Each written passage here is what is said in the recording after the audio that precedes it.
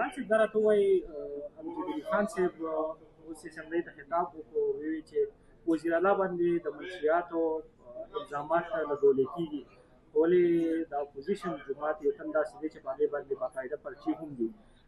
ملک لیاقت صاحب ستاسو طرف ته اشاره وکړله څه به وایي واقعي تاسو وایي د منشیاتو پرچې دي دا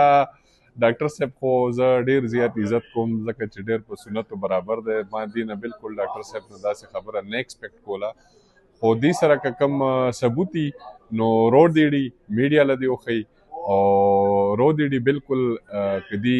1% هم داسې ثبوت راوړو بلکې زما همیشه زه منټلی زه ډرګس ډېر سخت خلاف یم ما په ډرګس په حوالې سره دلته کال اټینشن جمع کړي دي ما نن هم په ډرګس په خلاف دلته په اسمبلی کې بحث کړی دی زه په خپله دې شي ډېر سخت خلاف یم ځکه چې زموږ په کې پی کې کې اوورال پاکستان کې او کې پی کې کې بالخصوص د ډرګس اډکشن دومره زیات شوی دی زموږ یونیورسټیانو ته زموږ یوت نوی جنریشن نسل کشي هم د دې ډرګس د وجې روانه ده